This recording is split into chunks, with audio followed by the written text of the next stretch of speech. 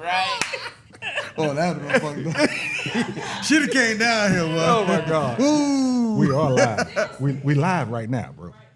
We live right now. You should have came down here and see why those tickets were so high. Shit.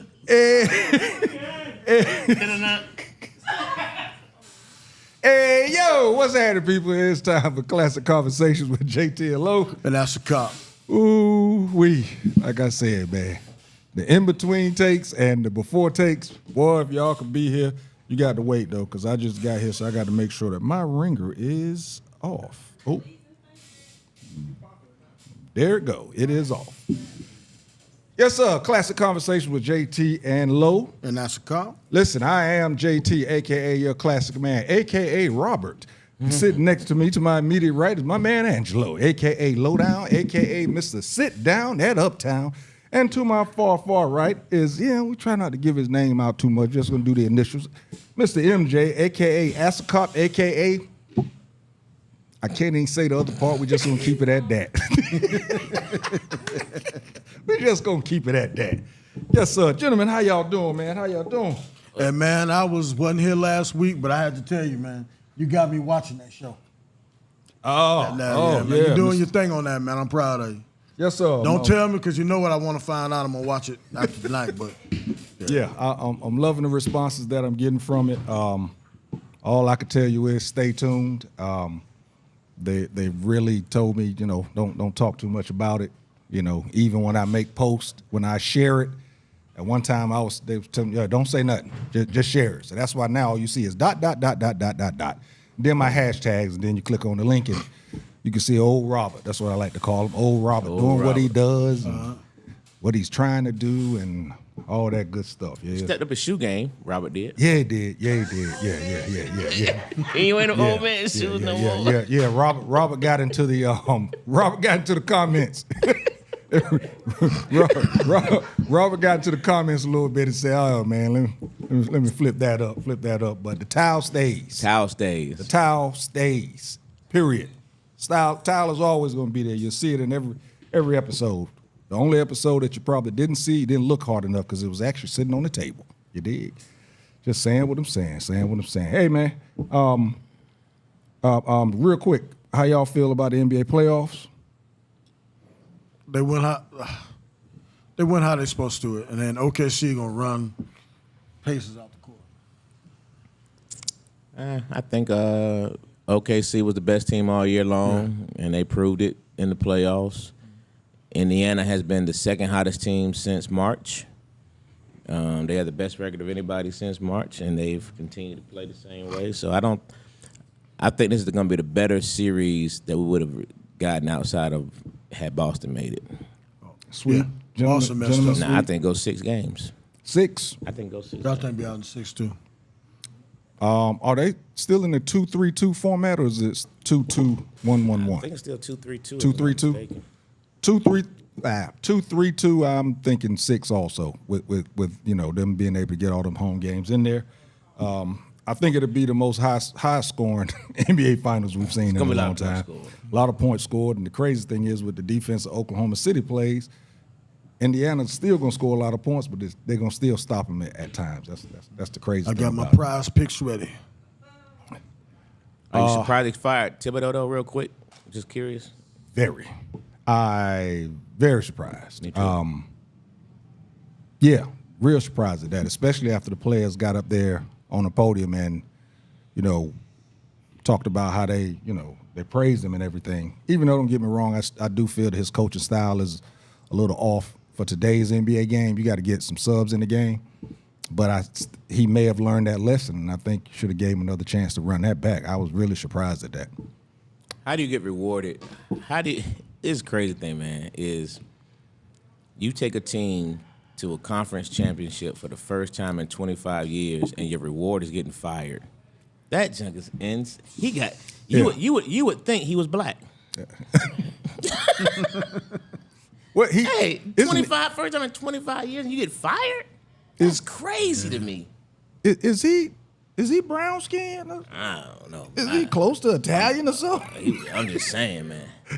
That junk just I mean, that's Yeah, your reward. he does need to cut the hairs. It's crazy to me how white men can wear that hairstyle and, you know, have that male pattern baldness. It's not male pattern baldness. They're actually bald. And still rock it.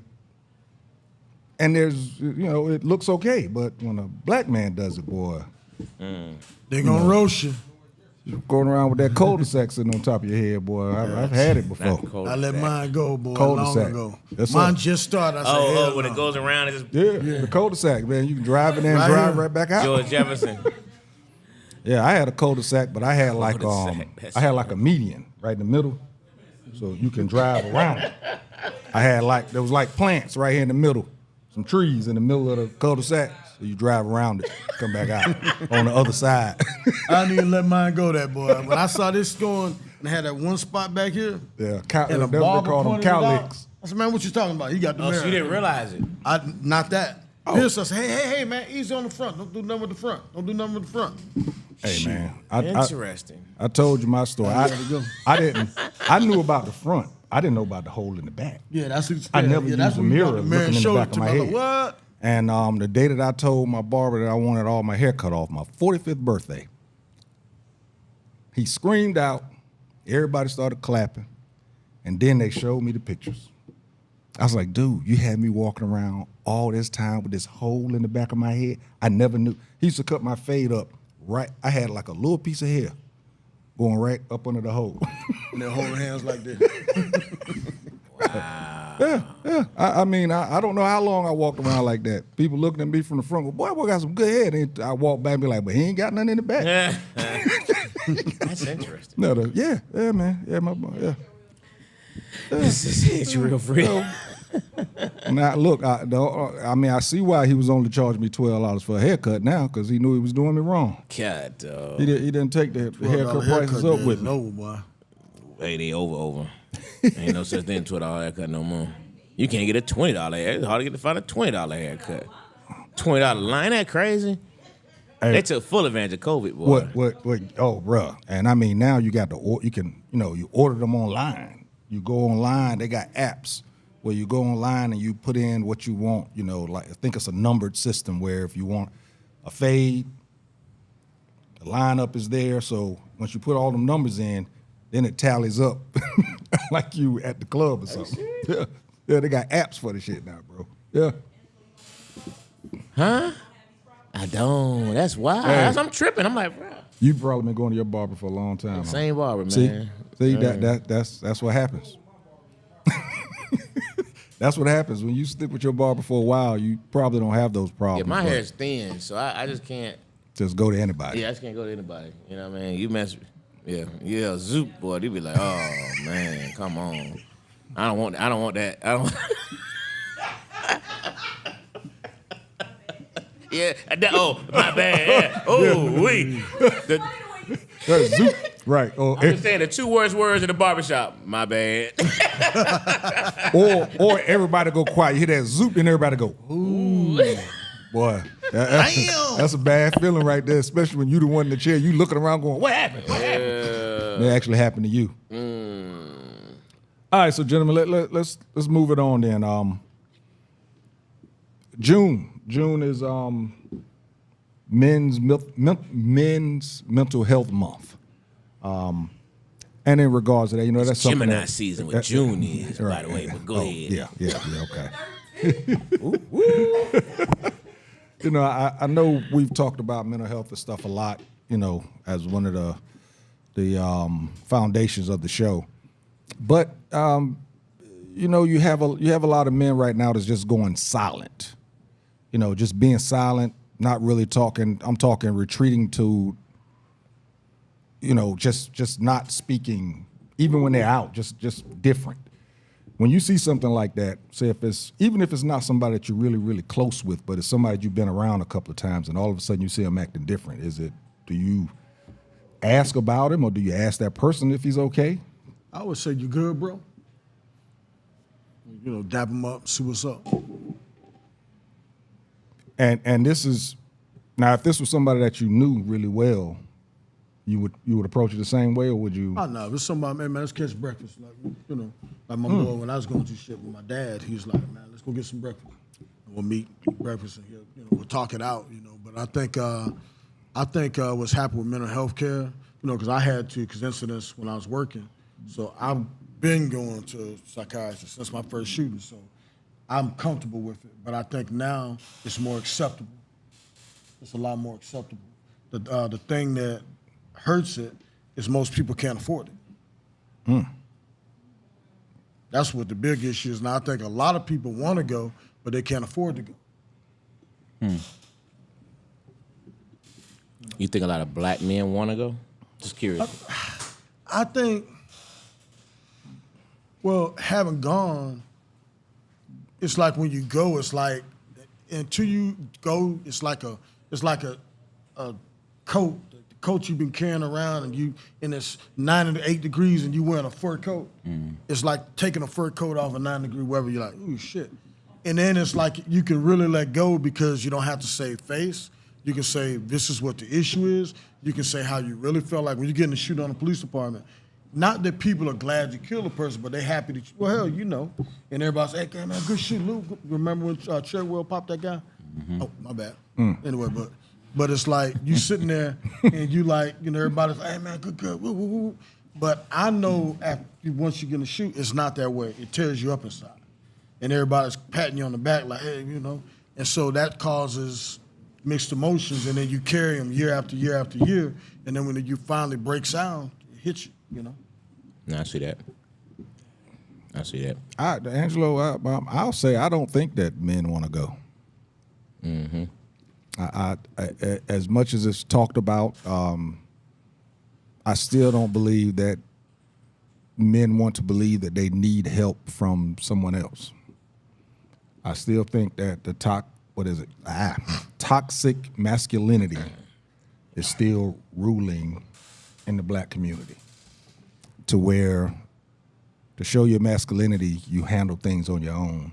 And I still think that rule or rumor, whatever you want to call it, I still think it rings loud and still holds true in the community big time. I even think some people may say that they've been in counseling and haven't been. I also feel that some people are using that they need counseling as an excuse to do some stupid shit, which is scary to think of, because you never want to say that somebody is faking it. You never want to say it, but, and I remember as a kid, I used to look at those talk shows, those afternoon talk shows, and they would have those guys up there that killed everybody in the house, and be like, well, why you kill everybody? I would say, well, because they was home. And, people was like, what? He crazy, So now if you kill everybody in the house and say that it was a mental health issue, are you able to get off because of that? No, you got a lot of other things you got to prove. You get that card. Yeah. I don't think you'll get off, but I just think that some people may be using it as an excuse to do stupid shit, or an excuse for doing stupid shit. Well, they try to, but it don't work like that. There's a lot more that goes into it. And if you don't have the attorney or the money to buy that right witness, that doctor that's gonna say the right thing, Pookie or trailer judge ain't gonna get it. You're gonna have money to get off on that. Let me ask this question, MJ. If for you personally,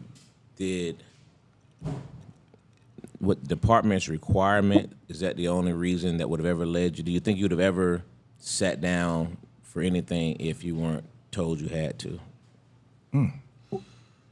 Honestly. I think I would, from the standpoint, remember when I started picking up rank? And you sitting in there, and I had to call the psychiatrist constantly because people that worked under me were coming to me with their problems. Okay. And people would tell me some shit, oh, shit. And that, I can talk about it, but one particular thing actually ended up on the news. And it's like, wasn't the police officer, somebody else involved in it, but it's like all that was unfolding in front of me and I couldn't handle it. So I called the city, psychiatrist and psychological services. And when it happened, it was like a relief because I started finding out about triggers and things like that. And then when you're talking to somebody and you realize, well, damn, that's me. And then I got in another shooting incident, and it wasn't handled like the first one because the first shooting incident I had killed somebody, and I was going to work literally the next day when I was in Red Dog. And then from there, so I was carrying that all that time. So when I did it, and I was talking to Doc, he said, yeah, Doc, boom. And it's like probably 2 months later, I was in there, and I talked about childhood trauma. Okay. And I think that's what affects black people more than anything is childhood trauma. And I really didn't, not saying I was cool with the shooting, it's just that I had so much more I was carrying than the shooting. Then we discussed the shooting. You shoot at me, I'm gonna shoot back. And as far as that, in the last incident, I was like, not like all pro, but I'd already handled it. So I knew how to conduct myself. I knew I had to compress. I knew I needed time away from the job. Whereas before, I said that's the biggest change in law enforcement. Before it was almost like, you don't want to be seen as weak, so you come back. The first time I was made to come back. Yeah, see them all, Lewis. But then the next time it was like, I welcomed that because then, like I said, I broke down. I can still remember where it was. South Harrison and Redan. I was at the red light, and it was months later, and it hit me. And so the second time I took off, and I was able to deal with it more because when you got family issues, you're taking your sons to wrestling, sons of this, sons of that, and you're carrying all that family issues, and you got a relationship, and then you got, cooking dinner, and then you got every troop that works under you or your coworkers, and they're calling you. And so it's a lot. So I'm all for it. So I identified that I needed it, and a lot of times I would go talk to Dr. Bradford, shout out to her, because a lot of times when I was having issues, I could always pick up the phone, say, hey, I want to talk to you about this. Because the positions I had a lot of officers that I had to do SWAT, fugitive. And a lot of times I talked actually about some of the SWAT calls because that's when you really understand it crosses all color lines. When you got a man that something happened to the point he's got his own kids hostage. And a lot of times we're able to talk about, that's what you don't see on the news. A lot of times the hostage negotiators, actually Titus, who's major now, deputy chief, Titus was able to talk people out, or Officer Lewis. And it's because all that person wanted to do is be heard.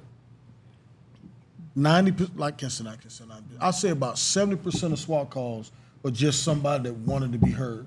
And they take it to the extreme, and once they go there and they realize they're messed up, then it's like, oh shit, what I do?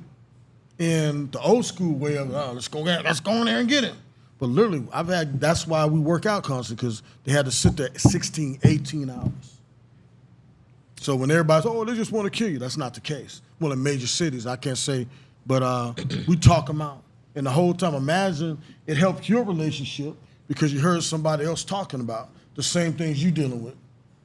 But on the news, it puts a crazy man, takes his family hostage.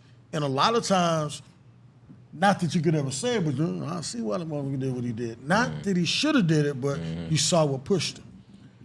Angelo, go ahead. Because you asking him that, actually, being close to you and being around, you doing work down here at the club and everything, and then in your other businesses. He's dealing with people that was coming up to him with some extreme type situations. You dealing with dealing with employees and hearing, or I'm sure that a lot of people, because you're that type of person, come up to you and kind of lay their issues at you. Yeah. Do you feel that counseling has helped or would help you deal with the mental, let's just say, the mental weight that you have to carry for your employees? Oh yeah, I mean, but I think that's you brought up a valid point. We don't get on you like Shaq got on Barkley. Hey man, how where we go from 1 to 2 back to 3? My bad. It's something I'm passionate about. I'm sorry. I know. Hilarious. But yeah, in regard, like I said, with MJ, it was something dealing with some real extreme things. with you, I'm sure that somebody that didn't come in the day before, now they want to come in and explain why they didn't come in. And sometimes when you start giving a reason of why you reacted to or did something, you keep talking. So I know that you hear a lot of things you probably like, well, damn, I didn't know I was going to hear all that. But, dealing with that, because that's a lot to carry, your regular life, your business, and now you've become uncle figure, father figure to some of these folks that work for you. So you think that counseling has helped you, therapy has helped you deal with that, to be able to take it in and unpack it? In a lot of ways, yes. Probably not to the extreme of, what MJ talking about. And then, I read Frank's comments, about being in combat so many times. Right. And what led you to the counseling too, Frank? What triggered you to actually go seek counseling? I'm just curious by your statement. But yeah, I would imagine it has helped. When I've done counseling before, it was for tragedy. You know what I mean? And naturally, it unpack a lot of things during the course of, most therapists don't ever just attack what you're dealing with. They, Right, yeah. they want to dig deep and insight and things of that nature. And so naturally you unpack a lot of other stuff. And so, yeah, I think all those things help you deal with the stuff that you're dealing with, dealing with employees. Because, yeah, I get it all, brother. You know what I mean? And that office right there, man, you name it, it's been discussed. And I mean, you name it, it's been discussed. And, and naturally, when you're the person everybody comes to for everything, you know what I mean? People ask, what happened? What do you do? And I guess it's probably one of the questions we're going to have if I read the stuff later, you know what I mean? But yeah, I definitely think it helps. It can only help, JT. Honestly, it can only be impactful. And to help you learn how to deal with other people, you know what I mean? And to help you help them, for lack of better words, you know what I mean? Because of things that you were able to look, see, dissect, what have you, so. Yeah, again, like I said, Frank, MJ, the level of conversation that they're having with their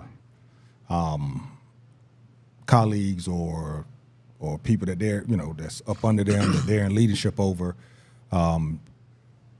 totally different than, say, something that you take on. Even me, I've taken on a lot just by putting myself out there. When I went to counseling, I think I went to counseling when I thought I was living my best life. I was making the most money I could make. I was having everything was going great. And it took listening to somebody on the radio talk about their unhappiness is what actually made me go to counseling. And it was just feeling like you wasn't complete type of deal is what made me go. I'm overdue, to be honest with you. Well overdue. I need to get me a wellness check-in real quick, to be honest with you. But, there's all sorts of reasons what make people go. Did Frank ever He did. respond to it? What was his response to that? He said it was in response to a tragic event, standing in the Road 3 Navy Hospital, seeing up close what 25 pounds of homemade explosives does to a person. He said he was in charge, so he had to display strength. Yeah, it's real heavy. Yeah. just like, Todd Vick says therapy saved his life because you need to have an outlet because of pressure bust pipes. Yeah. So he going to VA in the morning for group therapy, which he's been going to for the last 15 years for military service. Yeah, me and Vic has had some extensive conversations in regards to how therapy can help and get you by, and actually, it like I said, I'm overdue. I'm about a year and a half, I think, since I've had my last session. That's why I asked MJ the question earlier of when I make a statement, do they realize? Because I don't, because it takes certain settings, I think, for men to be vulnerable enough to even discuss therapy. If it's not the right setting, they'll never acknowledge. You know what I mean? You won't hear that conversation. You know what I mean? Because it's still taboo. It's still because of the level of strength that we're always supposed to have and supposed to display, and then you worry about how people view you. And I've always said the male ego is one of the most uncontrollable. You know what I mean? It's a powerful being. It's a powerful. You know what I mean? So that's why I asked the question earlier. 'Cause I just don't think a lot of them, even if they wanted to go, they would never really admit to it, and some just in just straight denial of it. You know what I mean? So that's I can see that to an extent, but I just think now it's like every TV show talks about it. I think what happens a lot, like okay, now getting back on the church. The black church used to be the psychologist for people. The preacher would do the marriage counselors. They would offer that. They would talk to people. I know my grandfather was, deacon. He was a worshiper master at a lodge. And so I can always see people stopping by to talk to him for advice. So I think we've always had it. We just looked at it differently. And I think like when you're growing up, everybody's got the older homeboy that everybody goes to for advice. Or it's like, not being funny, but the barber. The barber would hey man, what's going on with you? You don't look right, man. What's going on, man? You won't believe this shit. And you talk to your barber. The barber shop. Especially when you go during the day. Yeah. And sometimes you might go see your barber, because I had an older barber. And I would go there and see him, and I purposely go, not on the day I normally go, because I'd go there to talk about football. And I'd go like during the week. He said, man, what bring you in here? And he knew I wanted to talk. And I then hash it out, because sometimes there's things you don't want to bring up with certain people, and then you got somebody you can bounce it off of. So I think we've always had that, or like one of your boys say, hey man, let's go out for a drink. And I know it's somebody that don't drink. So okay, let me go see what's up. So I think we do it subconsciously, but we do. Yeah, I agree with that. Yeah. Now I agree 100% with that. I was talking specifically to a mental professional, but I definitely agree where, men, that is their mental health, or if you're around the right group of people. The Shy just started back up. Yeah. And they still have, I was so glad they kept it in the limelight of the show, the circle. These brothers get together and they say whatever they want to say, and all these guys know each other. I mean, they're in the same neighborhood. They're seeing each other 3-4 times out of the week. So there's enough trust within that circle that they can actually speak on whatever issues they're having, and knowing that it's just going to stay within that circle. And and letting each other know, we got your back, that type of deal. I'm hoping that that's still available within our community. I just think that, that whole not wanting somebody to know your business, or thinking that somebody what is it, like 7 people that's in that room together? Right. Usually you won't get 7 guys in a room and you open up, guys that you know. You might open up, like you said, with your homie or 2 of your homies. But usually when you got 6 or 7 people in a room, even though you know them, you worried about that judgment within that room, and then you worried about somebody in that room putting your business out, and now somebody else going to be judging you, type of deal. It's when you go to a counseling session and you don't know anybody, it's really easy to speak, because you feel like those folks can't get back to people that you know. Yeah. You can probably even keep it a secret that you doing in therapy sessions.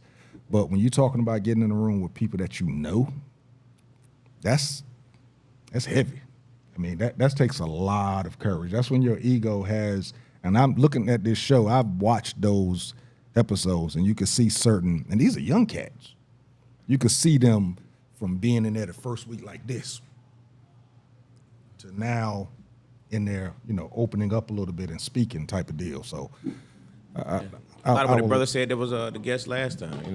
What he's doing with those rooms with those people. I mean, it takes a lot to get people to, especially men. Jamel, yeah, that was good stuff he's doing. So, and you need more of that, and you really need that highlighted more. You know what I mean? To get especially black men, you know, to get think- us to open up. But I think, like, think about it. We always say, what's up? But, these young dudes, they'll walk in a room full of people and we don't even speak to each other anymore. You walk past people and what's alarming, like I say, hey, bro, you didn't hear me? I'm good for doing that. And because it just bothers me. But you're seeing older dudes now that don't speak, or you see somebody speak, and I've had people actually circle back, hey, man, my bad, man. I was thinking about something. And he didn't speak because they're so used to people not speaking. I speak to everybody. Hey, man, what's up? Good day. Compliment a lady. Hey, how you doing? Nice dress. And some people just mad they don't supposed to hear, and they just keep on walking like they didn't hear. Hey. So I think that's part of the problem, because people just don't have people to talk to because people are so distant now. And I think what made it come out to where people know they had to deal with it because of COVID, they had to actually deal with everybody had to deal with demons, because you couldn't go out, you couldn't do this, you couldn't do that. So people had to sit in a room with themselves so you deal with this. But not that, That's real. So I think that That's real. brought it out to the forefront, and then it was all over the media, therapy. But the biggest thing, and I wish we had Doc on here, because she'd tell you, it costs money. Her sessions cost money. So how can you have somebody that can't pay for dinner or gas for the week talk about he's going to drop $150 on a session? And if it's part of your, let's take for Kaiser, for instance, it takes so long to get a visit, you're like, what the fuck? And it wasn't even nothing serious, just, I'll be honest, I went when I retired, because it's a total different thing. I'm used to being a $1 million budget and dealing with this and dealing with these people and telling this person do this and do that, and I had to find something for me to do. I found creative ways to be busy, but I just, that was a big shock for me, and I think some people don't have it, and it's sad in America. And this is an everybody issue, that most people just don't have the money, and it's not enough professionals. That's a real statement. I think that's why you've had those other professions when they're not actual doctor. What are them people called? Therapists. No, life coaches. Life And coaches. you've had a lot of those Yeah. start coming aboard because they can't afford. In order, you can't get to one of those therapists. That's why we got those life coaches that become way more prominent, around. But yeah, man, I think it's a real issue that I think is going to be always ongoing. And again, our community, I'm glad to see things like the Shy, because That puts it out there. That puts it out there. Yeah. And that's why those kind of things should be highlighted even more. Yeah, it's something I've talked about it. I haven't been able to do it because of some other circumstances with with the wife and everything. But something that I want to start within the cigar community at different cigar lounges is actually creating a space, and seeing if it can grow. I'm hoping to do that now that things are kind of getting back to normal, so that I have a little space or whatever, some time to do the things. But I'm hoping to actually do that myself. Let me ask you this. You've always heard of females that sometimes get loose sexually, and sometimes people say it's because of something she went through or whatever. Do you feel that can affect a man the same way, to where if he's went through something to where all he wants to do is just keep having sex as a way to deal with it or decompress? I think definitely, yes. Definitely. But if not, it's a great excuse. I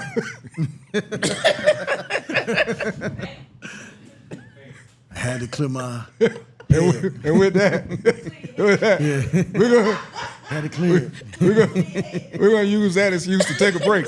We'll be Oh, what right were y'all back. talking about? Classic I'm talking about Conversation with head. JT and Lowe. Oh, get your minds out the gutter. Oh, my God.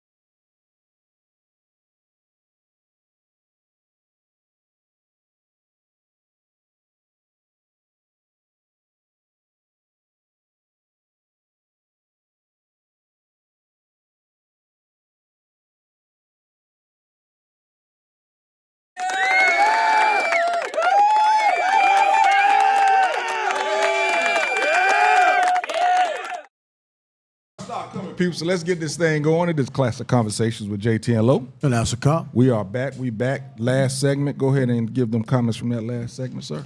Real quick, I think I did most of them earlier. But Frank mentioned Ben to come back too many times. That's why he definitely goes. Todd Vicks, I believe a lot more men want to go, but like Mike said, can't afford it. Let's see here. Frank, Todd Vicks, we took that one. My mom said maybe that's why in the day they went to the barbershop to talk. Yeah, that played a big part. All right, that's it. Let's rock. All right, y'all. So the next segment, y'all got to work with me on this. Take a deep breath before I try and say the word. I got you back, man. Go ahead. You messed me up. Now I got to start over again.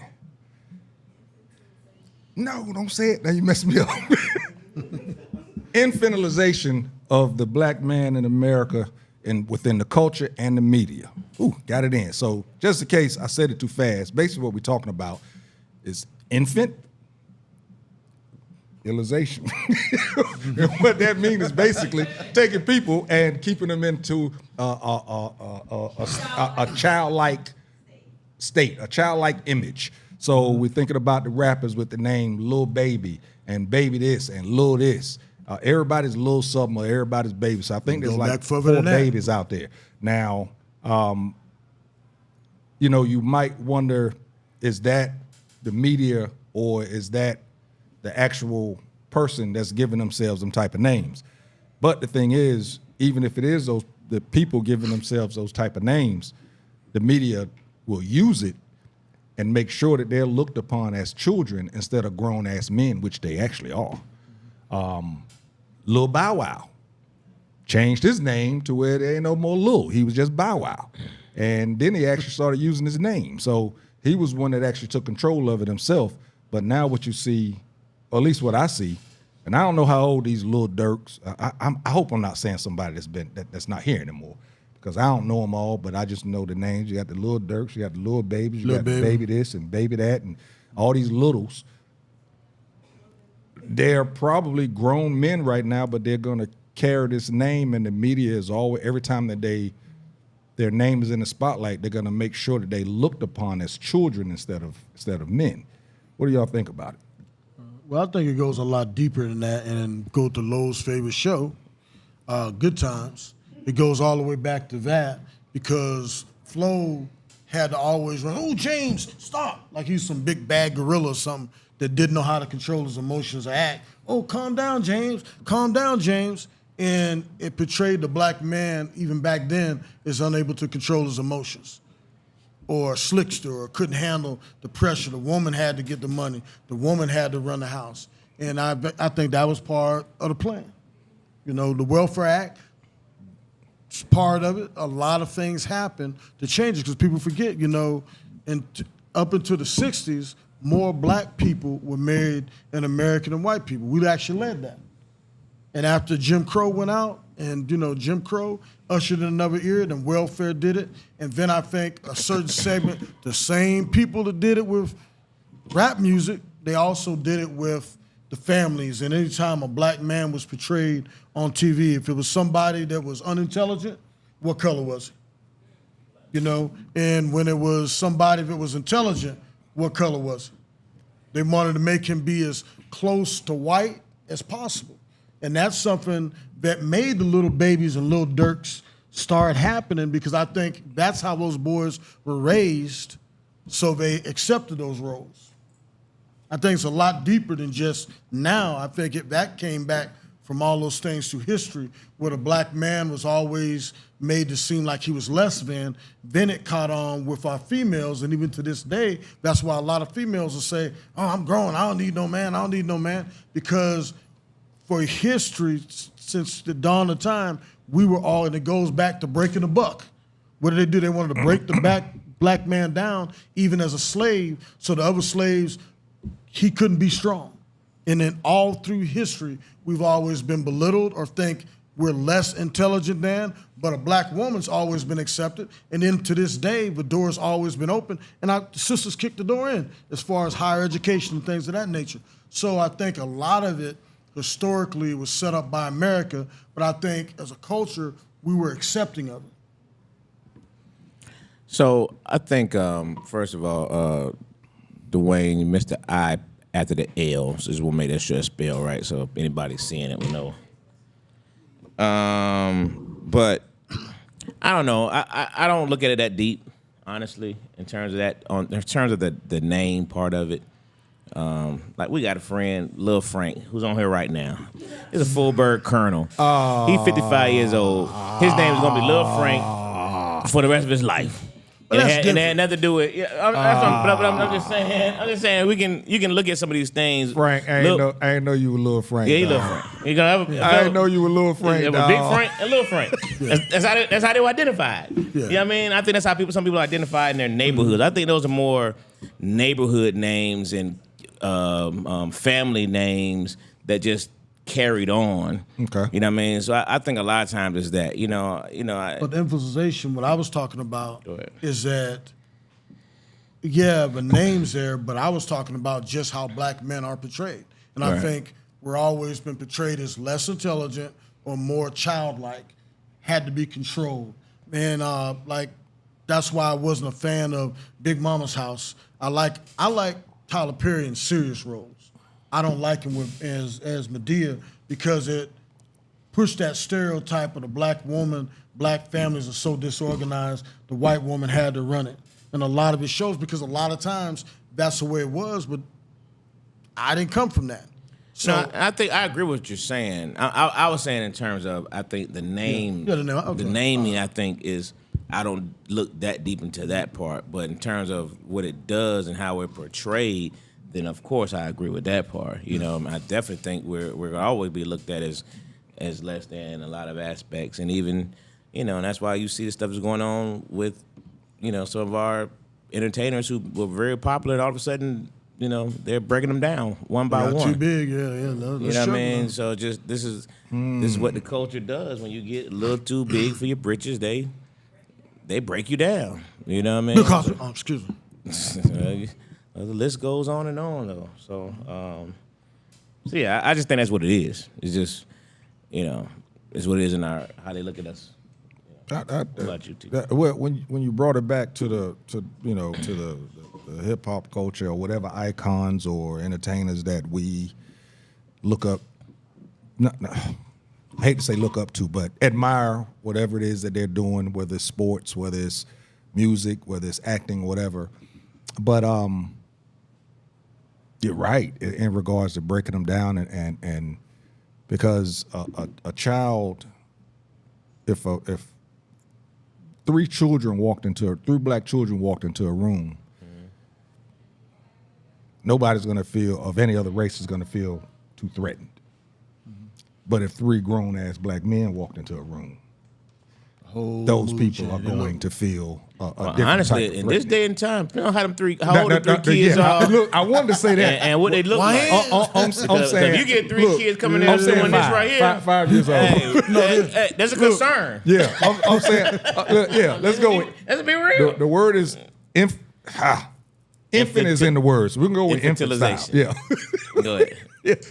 We're gonna go like the new babies on the AI stuff. We're gonna go with that age. If those three cats walked in the room with, even though they got mustaches now, but if they walked into the room, nobody's gonna feel threatened as if three grown black men walked into the room. Mm-hmm. So we're saying infantilization. We're saying that. But it's basically making the men of our culture seem smaller, seem less, I ain't gonna say presentable, but shrinking their presence. But I think that's what they're trying to do. But when you say the they, right? And it goes back to something I say darn every week. We say who is the they? What I think what they do is that all they do is set mouse traps. Mm-hmm. But when you look on social media, you look on, we're typically the ones who are making our black men look less than. Good point. I mean, they just set the traps, and then they let our people go on there and show the rest of it. Yeah. You know, and that's what the media does. They're very, very good at that. They just. And you know what? It's not that hard to be. We make it easy for them. You want to think that there's some type of skill to what they're doing, but actually all they're doing is putting one picture out, and that's all they need is one picture, and we will fill in the blanks. We will fill in the blanks. We will fill in the blanks and keep it going. I mean, say me as Robert. Why do they talk about my shoes? They didn't talk about my shoes. White folks didn't talk about them. They did. You know what I'm saying? We will Let's not bring that up again. We were filling the Put blanks. that all over the media and shit. I'm getting chastised. Y'all posted the hell out of that snippet. I can't have an opinion. Fuck me. All right, my bad. I skipped the number. Yeah. Go to the comments, man.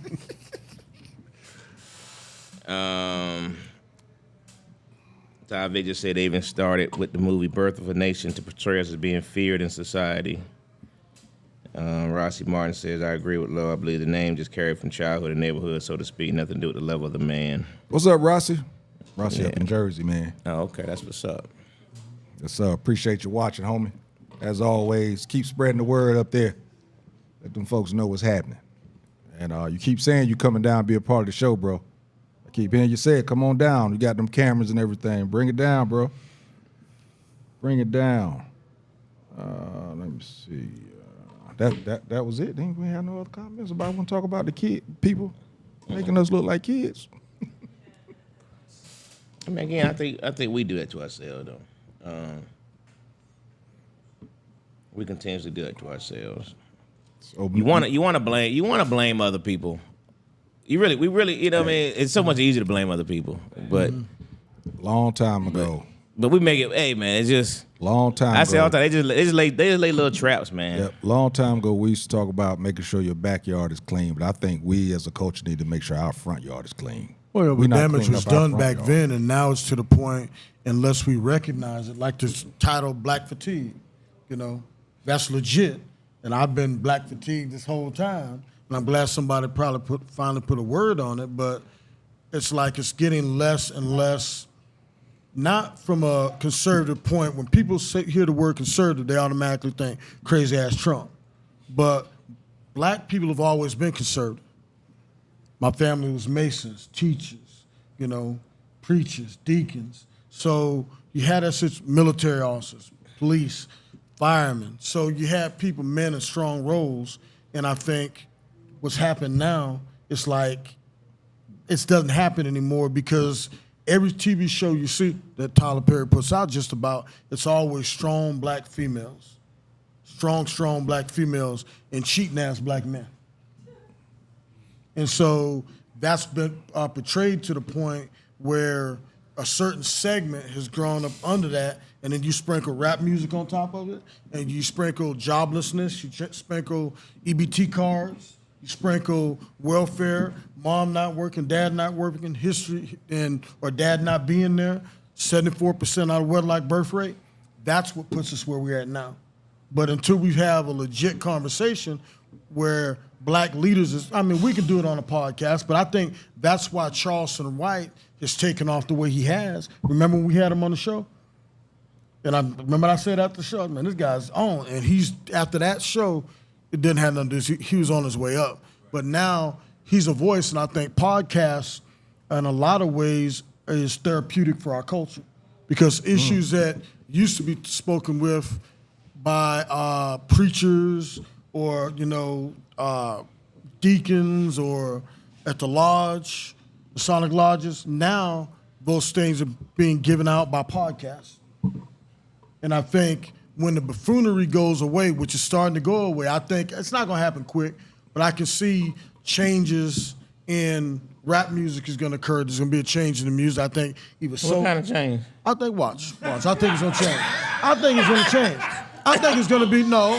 I think the lane is going to be there for You said rap KRS-One, KRS-One, for a Public Enemy to come out, a Tribe Called Quest. You're going to have more rap that has a meaning to it, and it's gonna be listened to instead of chastised. You know, And you know, Mike, I'm hopeful. I'm hoping that yes. But there actually are some independent cats out there that's speaking that way, but it's just not being played. Don't nobody want to listen to it. Well, that goes to that. They won't get the Those views. certain people that control music and entertainment in America, we won't say that word. No, I'm talking about it being put. You know, most of these cats now they're doing it independently, and they putting their stuff like on YouTube, on Twitch, and people just won't listen to it because the video might just be him sitting at a chair talking, just like back in the day, instead of having somebody on top of a car, you know, with their shorts cut in and out and they shaking or whatever. That's, you know. They might share that video with 5 or 6 people they might think will like it. But if it's a fight in the mall or some other BS, they're going to put that on their site and they're going to share that junk with everybody. That's the difference of how people share it. And that's why I say, you know, we do things to ourselves. We could easily big up ourselves but we just simply won't do it. We don't support each other the same way. You know what I mean? And we allow things to happen. We allow the infantilization of our culture and media because they just, like I said, they give us the traps. We put them things all around. We set them off. We gonna blow the horn, man. We say all the time, man, these people do all this other stuff about, even if we go through the trial going on right now, we will say way more about it than they will. You know what I mean? And whether you have the information or not, you know what I mean? Just, you know, I hate it, man, because I just hate how, you know, I've always said, man, I just hate the fact that we hate ourselves. I hate that junk, man. I hate that we hate ourselves so much that we're willing to destroy ourselves. That junk just will forever irk me. So. The black fatigue thing that you brought up, though, my guy, that's Let me know when I need to say that's some good stuff to think that. Let me know when I need to. That's some good stuff to think that somebody could wake up one day and just be fatigued from being, quote unquote, what they need us to be, and just go outside and say, you know what, fuck it, and I'm just gonna be black today, the black that I want to be, and not the black that America is asking me to be. That's bro. When you said it, it just got me thinking, you know. And we've seen a movie like that, but it wasn't a black person; it was a white guy. He was in his car, and I can't remember the name of the movie, but he was in traffic. And he was like, fuck this. He just got out and just started bugging out. Up and down the highway, just got out the car and just started just bugging the fuck out. But if a black man just said, fuck it, I'm not gonna be what they need me to be or what they want me to be today. I'm just gonna be me, a black man breathing. Not in America. A black man breathing. Not a black man in America, because a black man in America has to act a certain kind of way. But just be a black man breathing, boy, that's interesting, bro. You're going to have me doing research on that shit there. Might have to do a show on that. Before we get to our top 5, man, I just want to ask a quick question. I got my roommate from college, Aunt Green, in the house. I just want to ask you a question, man. We're talking about black men in therapy. What do you do for your mental health? Because you've gone through a lot personally. What do you do for your mental? Do you do anything for your mental health? Hold on, we'll get your microphone.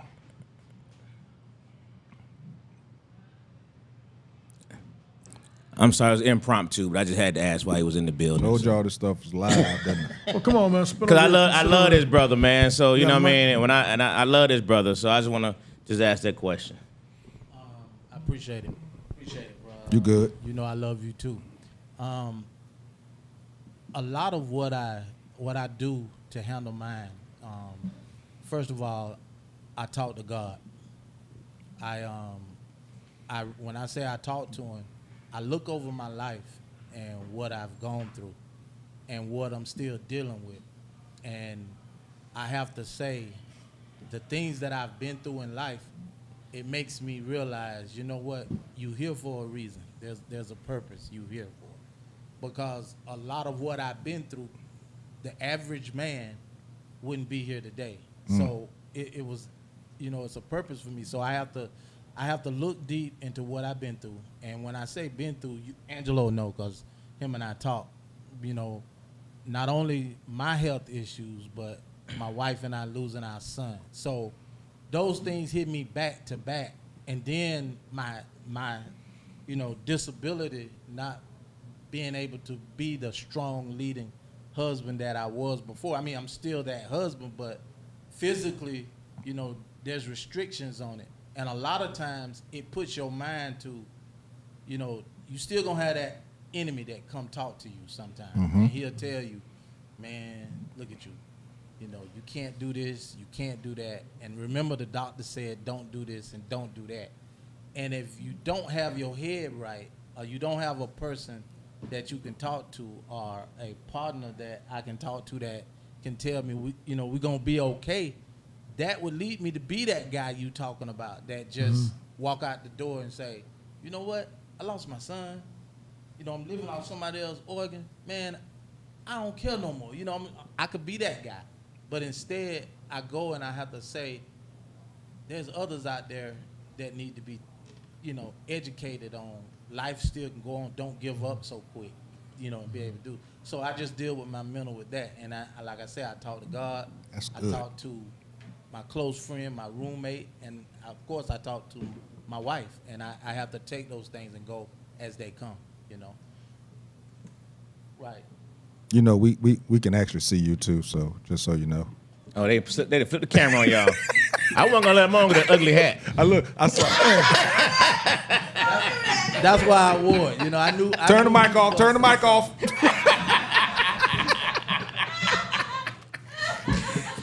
Excuse me. Pass the mic to your wife and give her a chance. Speak on how, dealing with your husband's issues, the loss of your son, if you want to say something. Well, Put you on the spot. yeah, you did. But, but a lot of what he said also applies to me as well. First and foremost, I have to depend on God to get through everything. And there are a lot of days that I still question why. More so regarding the loss of our son. But, there have been times I've even mentioned to Anthony, it's like, I wonder how much more I can take, because they say, God won't give you any more than you can bear. But the things that have happened to us, it's happened for a reason. And the comment that I was making to Anthony is that towards the end of what he was saying was that, the thing that I think about sometimes is that although we've been through a lot, there are some who have been through worse than us.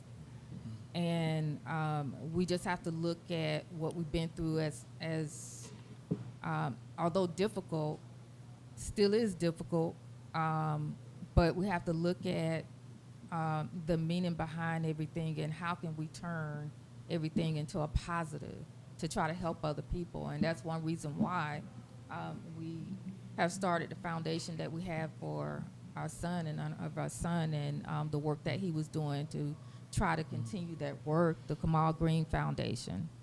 So actually, I guess it's an opportunity for a brief plug, but our son passed from cancer. He had a hard-fought battle.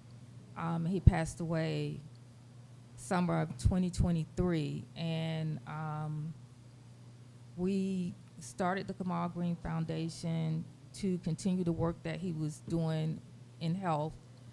He was a very healthy person, and he was active duty military. He was in the Navy, and he was going to school as well to be a physical therapist. So he had done a lot of work in that area, and health and wellness was very, very important to him. So we just want to try to bless others, yes, in mental health, and we want to try to bless other people and provide scholarship opportunities for others that are pursuing the same type of goals and education that he was. So we will be having the second annual run walk in his honor on August 9th of this year at Northview High School. So if there's anybody who is wanting to come out and support in honor of our son Kamal Green and the foundation, we would greatly appreciate it.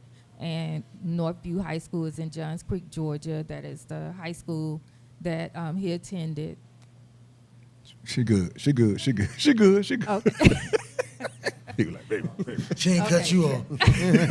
Hey, make sure you get us the information so Yeah. we can post it on our site. I'll post it on, here. We'll post it on the Uptown site, the personal site. Just make sure we get the information, any flyer, whatever y'all create Sure. for that too. And shout out to Trina, man. Trina been sticking with this guy for a long time.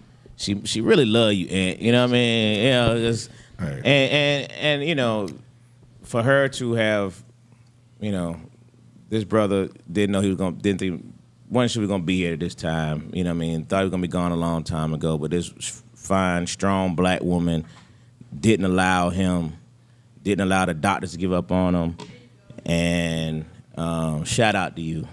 You know what I mean? You deserve all that, man. Shout out to you. We really appreciate you. You know what I mean? For not giving up on that young man.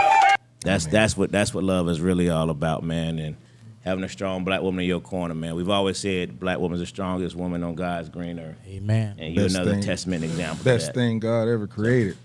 Amen. Especially when they got to, be around This- the house with this- somebody. Now I that's gotta a- tell you what that's your a boy Dallas Cowboy Lil fan. Frank said about you.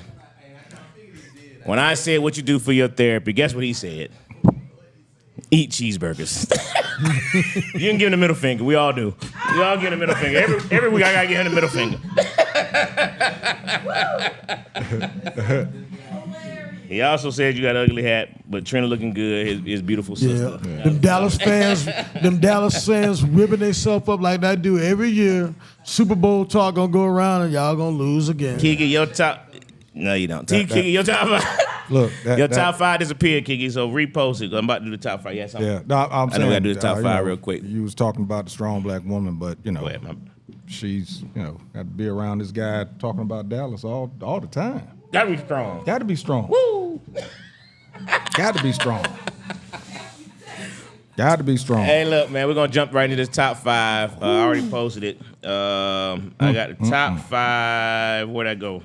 Top five therapy sessions that don't involve. Wait a minute, is that right? Yeah, top five therapy sessions that don't involve a actual therapist. Top five therapy sessions that don't involve an actual therapist. It should be interesting. You know he did his. Oh God. On you. Okay. When your father talks to your kids, that's a therapy session. Although they can't not show up, but that's a therapy session.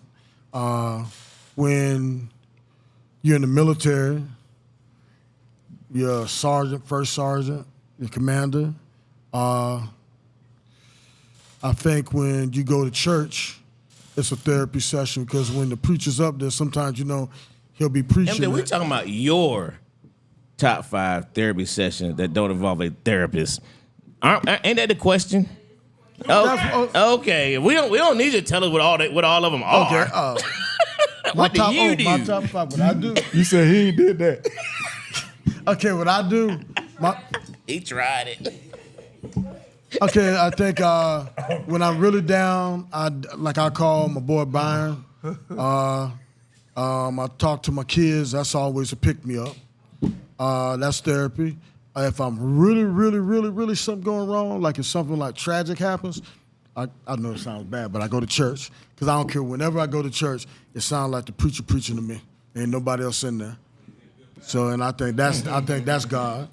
And I say when I'm down on something, I can always go talk to my mom and my dog.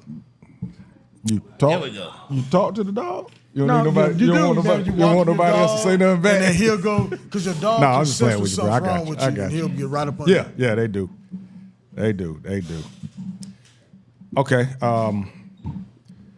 Mine, I would have to say, talked about this before.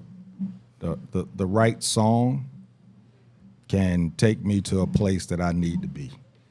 The thing is, hoping that because I usually don't just put on a certain song. It's hoping that song just happens to be in the playlist while I'm in that moment.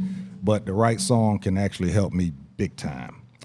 A great cigar session, especially when a cigar session with my guys that's organic, that we didn't get together because of something. We just happen to end up together and we having a cigar. Could be but then something else comes up out of it. A conversation starts, just like we was talking about the show on the Shy.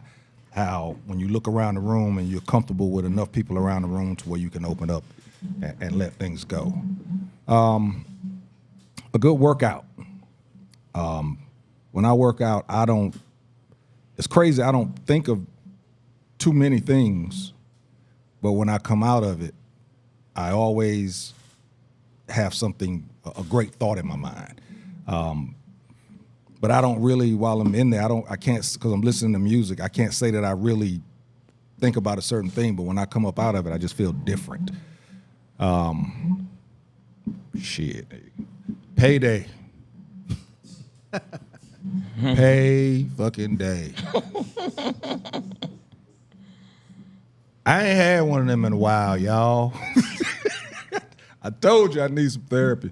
But getting that check at the right time. So right now it was just these checks coming in from the work I've done acting. When they come in, changes everything about my mood, everything about it. And right there, just is 1 and 1A. I would have to say a great evening with my wife and a cigar. She don't drink, but I do. But on certain nights when we actually just decide to talk about certain things, it works. And usually it's something else that actually made us talk about something. And then, of course, always, a good prayer. It's amazing what praying can do once you come out. If you really pray, I ain't talking about God is good, God is great. I'm talking about praying, and when you come up out of that, that's a beautiful thing. All right, let's see here. Mount Elena has music, Bible reading, exercise, yoga, dance, meditation, traveling, cruising, journal, and I think she had prayer. Yeah, she on the bottom, she had prayer. All right. Kiki has quiet car rides, sit-down baths, journaling, solo trips, massages, sex. Honorable mentions, conversation with my favorite person, talking to him always calms my spirit.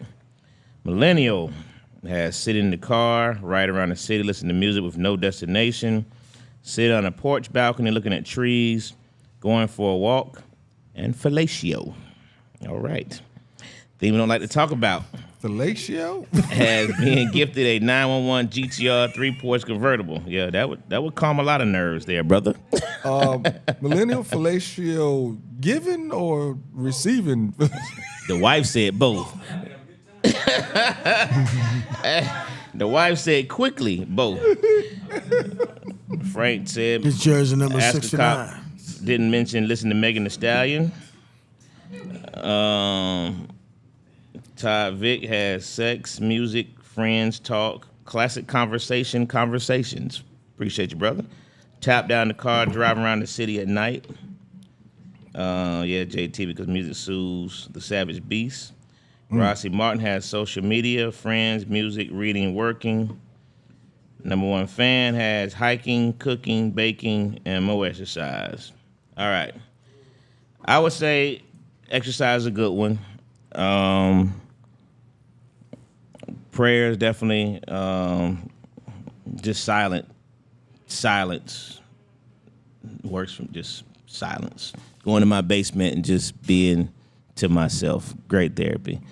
I could, if a nice vacation where you're sitting on the patio, smoking a cigar, looking at the stars, it's probably just, man. And music, you know what I mean? I agree, music does. If it can calm the savage beast, it can calm just about everything. The right music, that is. Not no BS that they putting out right now.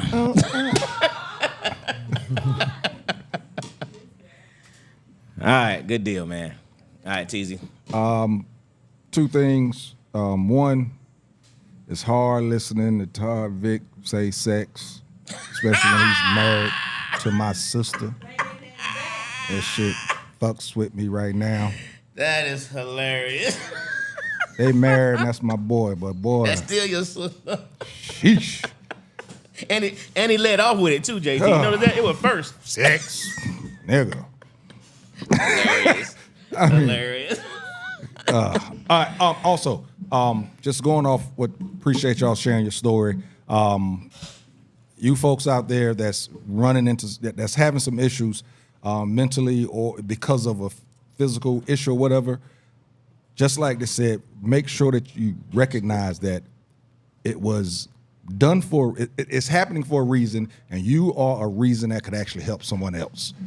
Quick story, me and Angelo, good friend of ours, going through something physically, medically, and another partner of mine going through the exact same thing. Both of them has the same story, and both of them went through it until they recognized that their story could actually help someone else. So make sure that you remember that. Whatever you're going through, somebody else might be going through it also. You coming out on the other end is another therapeutic place that you could be while actually helping somebody else. And I don't see it, number one fan. Sorry. All I see is the ones I named off. I don't. She said I missed her number one, but I don't see it. Oh, I don't have it But up. she says get your mental health checked, everyone. There you go. All All right, so that's gonna do it, man. We'll be right back next week. Classic Conversations with JT and Lo. And that's a cop. And we out. You dig?